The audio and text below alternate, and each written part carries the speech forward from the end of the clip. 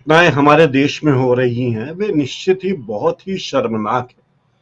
और ऐसा लगता है कि हमारे देश में कानून व्यवस्था की स्थिति खत्म हो गई है, कानून का राज खत्म हो गया है, संविधान की आवश्यकता अब हमें रही नहीं है। भले ही 2 दिन बाद हम आम्बेडकर जी को याद कर लें एक फैशन आइकॉन के रूप में, पॉलिटिकल फैशन आइकॉन के रूप में कि हाँ भाई आम्बेडकर जी की जयंती है, लेकिन जो बातें हो रही है बहुत ही दुर्भाग्यपूर्ण है। मैं इस पूरे प्रकरण को दो चीजों से अलग अलग देखता हूँ। अमेरिकी सांसद और अमेरिकी विदेश मंत्री के बयान को मैं बहुत महत्व नहीं देता। मुझे लगता है कि अमेरिका खुद ऐसा देश है जो दुनिया में मानव अधिकारों के हनन के लिए व्यापक तौर पर, चाहे इराक में हो, चाहे अफगानिस्तान में हो, चाहे वियतनाम हो या कंबोडिया हो, वो दोषी है। तो हमें भारत में जो हो रहा है बहुत बुरा हो रहा है, इसमें कोई दो मत नहीं, लेकिन कम से कम अमेरिका को हमें ज्ञान देने की जरूरत नहीं है, क्योंकि उसका खुद का इतिहास देख लीजिए। जब विश्व युद्ध के दौरान जापान आत्मसमर्पण करने को तैयार था, तब उसने एक नहीं दो दो परमाणु बम गिराए थे। जापान तैयार था आत्मसमर्पण के लिए, लेकिन उन्हें अपने परमाणु बमों को टेस्ट करना था। तो हमें अमेरिका की जरूरत नहीं है। मैं अमेरिका को के बात आपत्तियों को एकदम नकारता हूं। मुझे लगता है कि बहुत ही फिजूल, अमेरिका मानव अधिकारों के हनन करने वाला दुनिया का सबसे बड़ा देश है, और वो सरकार के स्तर पर मानव अधिकारों का हनन करता है। दूसरी बात, वो आर्थिक प्रतिबंध लगाता है, और आर्थिक प्रतिबंध लगाना ये भी आज मानव अधिकारों के हनन का एक तरीका है। तो ये अमेरिका कर रहा है। इसलिए अमेरिका की बात को, दोनों ही बातें मुझे उतनी अच्छी नहीं लगी हमारे देश के संदर्भ में। जहां तक भारत की बात है, हमारी स्थिति अच्छी नहीं है। लगातार हम कानून का राज खत्म करते जा रहे हैं। खरगोन का जिक्र जब आया है, और खरगोन के पास ही उसी निमाड़ इलाके में निवाली नाम का एक कस्बा भी है, वहां बड़ा सौहार्दपूर्ण वातावरण रहा। लेकिन खरगोन में जो स्थितियां रही, दोपहर को पथराव हुआ था, प्रशासन चाहता तो रोक सकता था, लेकिन नहीं रोका गया, बढ़ने दिया गया। अंत में हालात ऐसे हुए कि एसपी को गोली मारी गई, एसपी के पांव में गोली लगी, और ये भी था कि जब गोली मारी गई तो कोई व्यक्ति गोली मारने वाले को कवर कर रहा था। इसका मतलब बड़ा ही योजनाबद्ध तरीके से दंगा फैला। दंगा फैला, प्रशासन और पुलिस इस दंगे को रोक सकती थी, लेकिन उसने जो पहल पहले करनी थी वो पहल उसने नहीं की।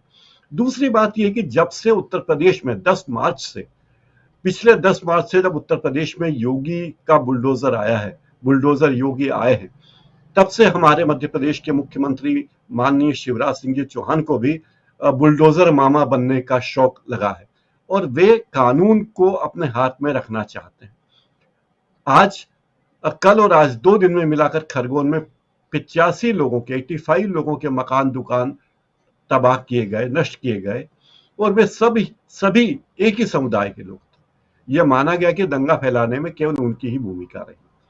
दूसरी बात है कि जब देश में कानून का राज है तो अदालतों की जरूरत हमें नहीं बची, क्योंकि फैसले तो पुलिस ले लेती है, जिला कलेक्टर ले लेते हैं, और ज्यादा से ज्यादा हुआ तो मुख्य सचिव, गृह सचिव ये फैसले ले लेते हैं।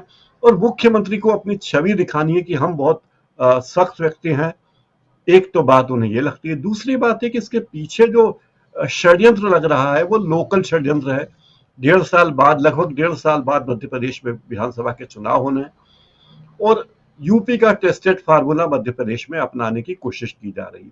इसके साथ ही आप देखिए लगातार देश में जो चीजें हो रही है, मैं फिर कह रहा हूं कि मैं अमेरिका की आपत्तियों को दरकिनार करते हुए मैं अपनी आपत्ति एक देश के नागरिक के तौर पर दर्ज करना चाहता हूं कि जिस तरह की प्रवृत्तियों को बढ़ावा दे रहे हैं, हलाल, हिजाब, अभी एक हल्दीराम की दुकान में घुस गए कि साहब अरबिक में क्यों लिखा है, तो या उर्दू में क्यों लिखा है, तो ये जो चीजें हैं ये ध्रुवीकरण की कोशिश है।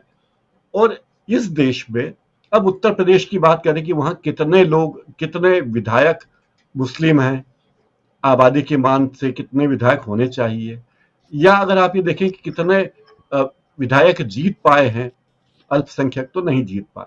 तो मुझे लगता है कि यहां हम एक बहुत बड़ी खाई खोदते जा रहे हैं। ये एक पहलू है। दूसरा पहलू सीधी का है, जहां पुलिस, जब सरकार अपने फैसले लेने लगती है और पुलिस को खुली छूट दे देती है, तो पुलिस वाले वही करते हैं जो सीधी के कोतवाली पुलिस थाने में किया गया। एक रंगकर्मी को किसी आरोप में पकड़ा, रंगकर्मी या पत्रकार या ना सबको हटा दीजिए कि नागरिक के साथ जो हुआ, क्योंकि पुलिस को लगा कि अब हमारा ही राज है, हम चाहे जो करें और हमें सरकार का वरद हस्ते, हमारा कोई कुछ बिगाड़ नहीं सकता। आखिर ये करना तो दूर की बात है राजीव जी, किसी पुलिसकर्मी को, थाने में बैठे थानेदार को या पुलिसकर्मी को ये बात हिम्मत कैसे होती है सोचने की भी कि वो ऐसा कर पाएगा, और उसने ये न केवल सोचा बल्कि किया। और जो तस्वीरें आई है उससे भी विभत्स, उससे भी अश्लील तस्वीरें स्थानीय सोशल मीडिया में, व्हाट्सएप में चल रही है। लेकिन एक अच्छी बात यह है इसके बाद भी कि इस देश में एक ऐसा वर्ग भी है जो इस सब की मुखालिफत कर रहा है।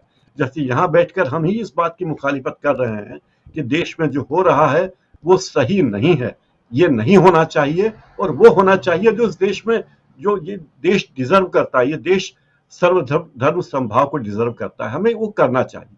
तो ये बात है। आज एक दिलचस्प बात ये हुई कि जिस पत्रकार को सीधी में बेइज्जत किया गया था, अपमानित किया गया था, मैंने उनसे पूछा कि ये बताइए कि अब आपका विश्वास संविधान के प्रति है या नहीं, जब आपके साथ इतने मानवाधिकारों का उल्लंघन हुआ। तो उन्होंने कहा कि संविधान के प्रति मेरा विश्वास कभी डिगेगा नहीं, संविधान हमारा पवित्र है।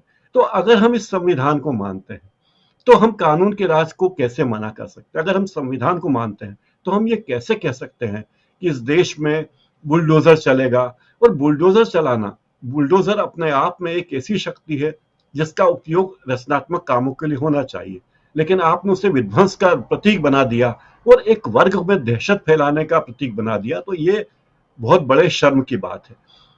और दूसरी तमाम बातें, इसका सबका प्रयोग अर्थ जो हो रहा है, नतीजा निकल रहा है, हमारे देश की इकोनॉमी पर पड़ रहा है, लोगों के मनोबल पर पड़ रहा है। और मुख्य बात है कि महंगाई इतनी जिस कदर बढ़ गई है, बेरोजगारी इस कदर बढ़ गई है, लोग इतनी बड़ी संख्या में आत्महत्या कर रहे हैं, उन सब बातों से ध्यान बटाने की कोशिश है कि बुलडोजर चला दो, रामनवमी पे उपद्रव को रोकने की पूरी कोशिश मत करो। ये सब तरीके मुझे लगता है कि इन सब में है।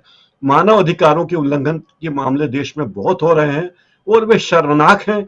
चाहे अमेरिकी सांसद या अमेरिकी विदेश मंत्री कुछ कहे या न कहे, हमें उनकी टिप्पणी को मैं खारिज करता हूं कि वे खुद ही मानव अधिकारों के सबसे बड़े उल्लंघन करता है। लेकिन हमें अपना फैसला करना चाहिए। हम एक दुनिया के सबसे बड़े लोकतंत्र हैं, हमारा अपना संविधान है, हमारी अपनी लोकतांत्रिक संस्थाएं हैं, लोकसभा है, राज्यसभा है, विधानसभा है, ग्राम पंचायत है। हमें अपने फैसले खुद करने चाहिए और रोकना चाहिए कि देश में किस तरह सांप्रदायिक सद्भाव बना रहे, लोग मिलजुल कर रहे, क्योंकि सरकार किसी एक व्यक्ति की नहीं, सरकार 70 या 80% लोगों की नहीं है, सरकार 100% लोगों की है, चाहे किसी ने वोट दिया हो या न दिया हो। तो बहुत ही शर्मनाक पल से हम गुजर रहे हैं।